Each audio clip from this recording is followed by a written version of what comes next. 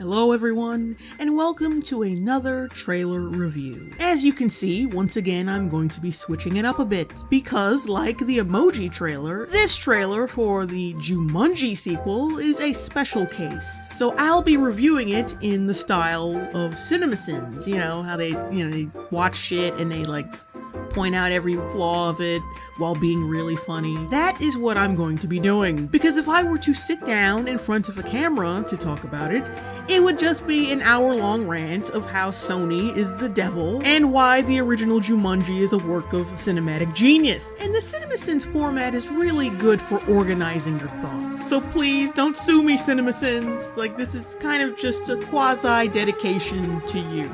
I am just borrowing this. I promise.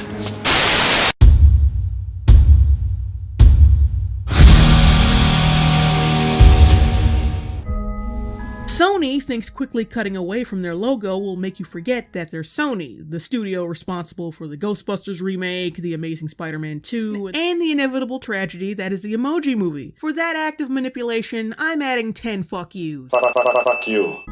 Fun group. Welcome to detention. Hey, remember John Hughes and how he redefined teenage characters by breaking away from stereotypes and instead giving them depth and three-dimensional personalities? Well, Hollywood said fuck that and hasn't looked back since. And why the hell does every movie nowadays need a Breakfast Club subplot? Can we please put grown folks back in movies, or is Hollywood like Menudo and every actor gets kicked out when they turn 18? Fuck you. Fridge. Martha. I cannot hear that name and not be reminded of Batman vs. Superman. It's literally impossible. Fuck you. Why did you say that name? You should be thinking about who you are. You mean bland, one-dimensional props? Not much to think about, bruh. Fuck you. You'll have plenty of time to figure that out while you're cleaning out the basement. That sucks. The blonde stereotype expresses my feelings about this unnecessary sequel. Fuck you. Yo, hey Spencer. What's this?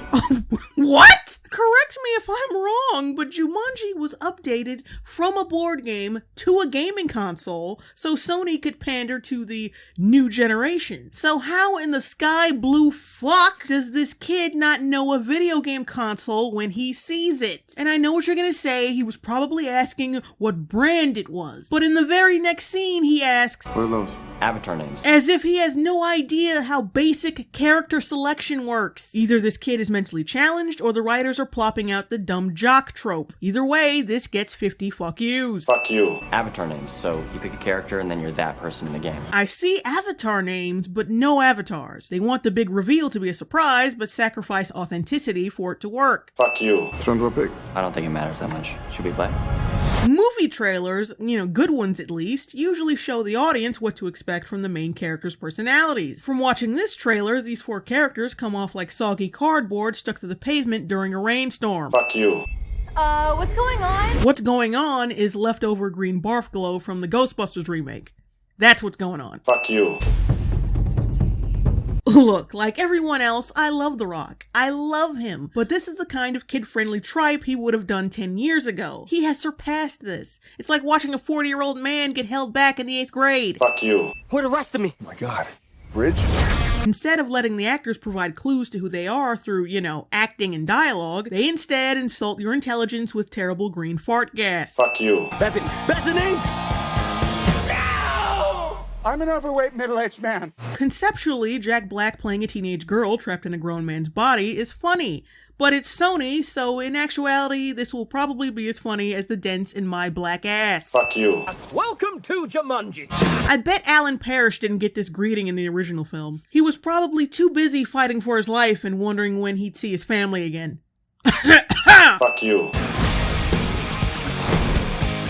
Thank you for tarnishing the integrity of Guns N' Roses. Thank you. If Slash saw this, he'd be rolling around in his hat. Fuck you.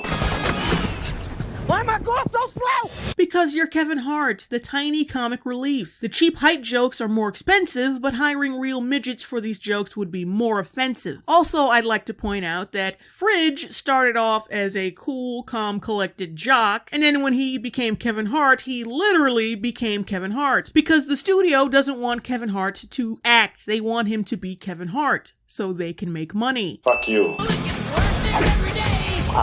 Ah yes, the cliche girl does something badass while our male protagonist gets major mahogany over it. Fuck you. Sony's obsession with the color green is steadily becoming an unintentional metaphor for their abject greed. Fuck you. I have to warn you, I think I'm a very strong puncher. I'm gonna take off a fuck you for The Rock's adorableness in this trailer, because how can I not? Uy.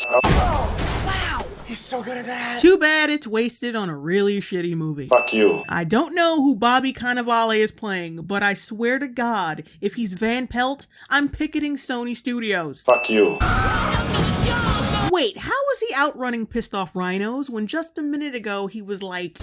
Why am I going so slow? To add insult to injury, this only brings attention to the obvious green screen. Fuck you. Damn, that is a man right there. I'm fine with jokes about gay misunderstandings, but this is Sony we're talking about. Fuck you. Remember when it was implied that Jumanji was a dark, terrifying place? Well, Sony just rips away the mystique completely and shoves a generic CGI bouncy house in your face. Fuck you.